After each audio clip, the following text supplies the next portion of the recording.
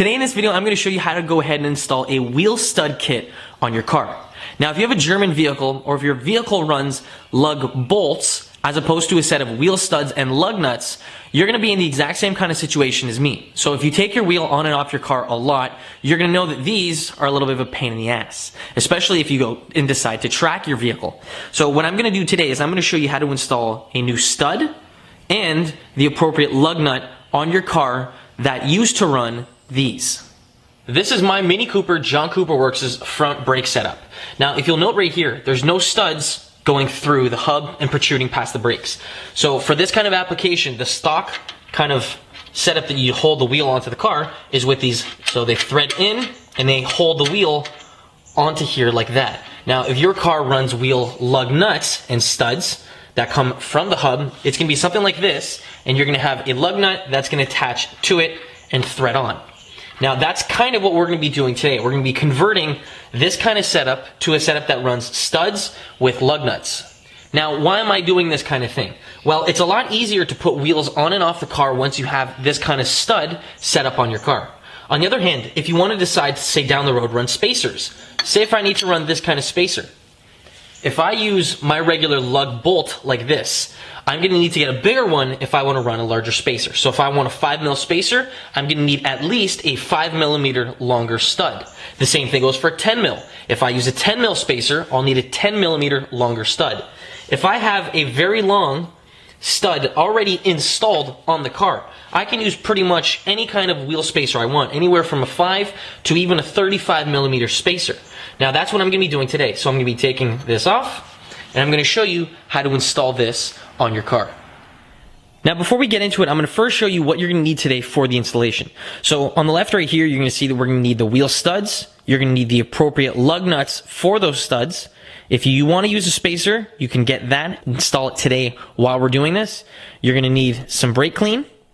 You're going to need an open-ended wrench, especially if you can find a flex head. That'll be very easy.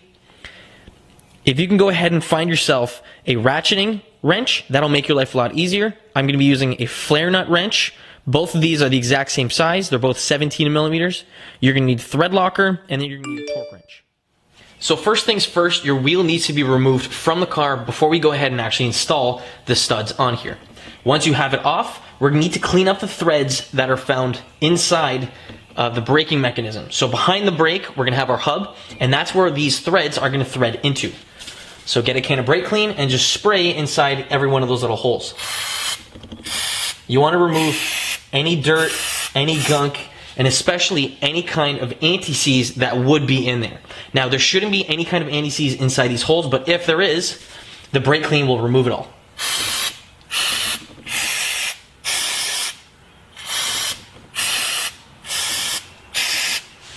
Now with brake clean, the nice thing is that it evaporates very quickly.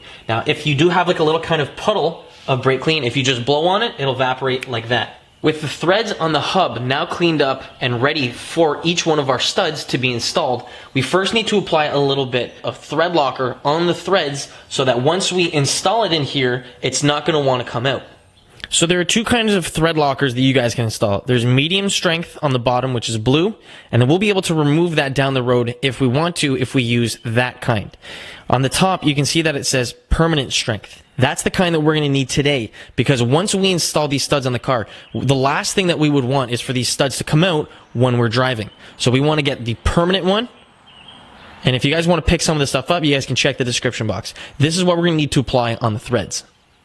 So if this here is our stud, this is the amount of thread that we're going to have for our wheel and our lug nut to be installed onto. This little part down here on the other end is what's going to be installed onto the hub.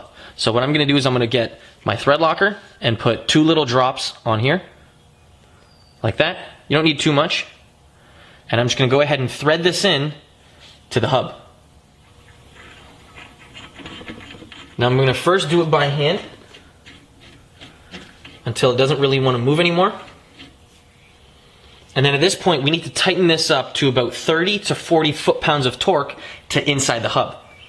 So the way that I'm going to get it done is I'm going to first grab one of my lug nuts that I have, and I'm going to put it so that the cone is facing outwards.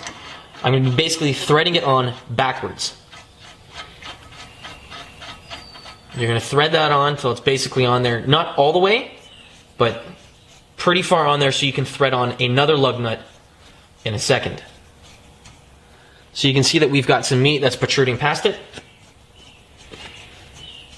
What we're going to do next is install a little tiny washer after this, and you're going to be basically doing a setup like this. So you can see that we've got the stud, we've got one lug nut, we've got a couple spacers, and then another one. And both of the cones are facing this washer. Now the reason why we're doing this is we want to tighten this up together, both lug nuts, and then we want to be able to tighten up and put torque on here using our torque wrench and tighten it into the hub properly. So I'm just going to put two little washers on top of the threads just so that when we're putting pressure on the studs, we're not going to be putting any pressure on each one of the lug nuts. We're not going to be like basically crushing them and deforming them. So you want to have a little bit of pressure on here. And then you want to tighten this up so it's not really going to move. So you're going to put the open-ended wrench on the back lug nut and the flare nut wrench on the front one. And you're going to tighten them together. Once you have them pretty tight, you're going to grab your torque wrench, put it on here, and you're going to tighten this up to about 40 foot-pounds of torque. So I have someone inside the car putting braking pressure on the caliper so the rotor won't spin.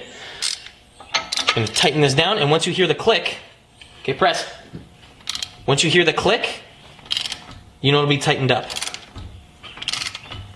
And as soon as you hear the click, you can take this off, back off the pressure that's on this lug nut and the one on the back, and then this stud is going to be installed. You're going to repeat this procedure to every one of the stud holes that you have on here for your hub, and then repeat that procedure for every single one of your corners. So here we have one done, 3 to go. Now if you'll take note, on the end of this stud, there's an open end for a hex bit. If you have a hex bit that can attach to a torque wrench, you can use that and torque this up without putting each one of those nuts on here. With that, you can torque it up. You're still going to need to get someone to press the brake pedal to keep the rotor from spinning, but it's going to be installed at that point. So once you have all 4 of them in, if you want to rock a wheel spacer, you just slide it over top. Once we have that on there, we can grab our wheel, mount it up over top of each one of these studs, and then we're going to be using regular lug nuts as opposed to the bolts that we were using before. So these just thread on like a regular bolt and like a regular nut. It's on there, it's done, you're going to torque these up, and then that's it.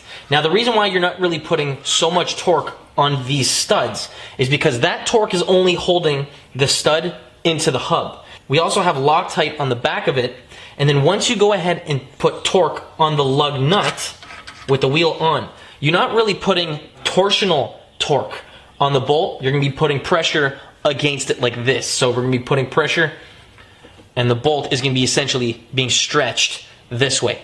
So we can put more torque, hence why the torque spec for this is about 110 foot-pounds of torque, whereas the torque that we're only putting on the back part of the stud is between 30 and 40. You can then mount this up just like a regular wheel, like that, and then grab your lug nuts, and then put them on here. So this right here is with the wheel mounted on the car and the lug nuts tightened up. Now you can see how much extra meat there is on the threads. So if we want to run a large spacer down the road, even bigger than an 8mm that I have mounted now, we can safely do that and it's not going to be an issue. Taking the wheels off is going to be easier, putting them back on is going to be easier, and there's going to be less hassle with this kind of setup. The installation for the front is slightly different than the rear. The rear is going to be easier only because we're not going to need to get someone to press the brake pedal so that the wheels don't turn. If we pull up on the handbrake mechanism, it should tighten up and give us enough pressure on the wheel to keep it from spinning when we apply torque on each one of those bolts. As per the instructions for the red thread locker, it says that this stuff is basically good to go in 20 minutes and fully cures in 24 hours. So I would wait at least half an hour before you go ahead and mount the wheels up on the car and torque them up. In 24 hours, they should be fully cured. So that doesn't mean that you can't go ahead and drive the car. All that it means is it's going to be fully dried in 24 hours. So I waited half an hour before mounting the wheels back up and torquing them. Now, in 24 hours from now, they're going to be fully good to go. Now the nice thing about picking up this kit is that if you have a 4-bolt car, so each one of your wheels only requires 4 bolts for you to mount the wheel in the car, Because this kit is only available in a lot of 20, so you buy 20 lugs and 20 studs, you're gonna have 4 extras, so say if something were to ever break down the road, you can replace it and you're already equipped with all that good stuff. If you guys wanna buy any of the stuff that I use today, whether it be the stud kit or the Permatex thread locker, you guys can check the description box down below. I'll have links for all that. Anyways, guys, I'm just finishing up my school right now. I have my last exam tomorrow night, and after that, I'm basically home free. So after this, it's just video time. It's time for me to make a ton of videos for this, and maybe some other cars. I don't know. But yeah, school's almost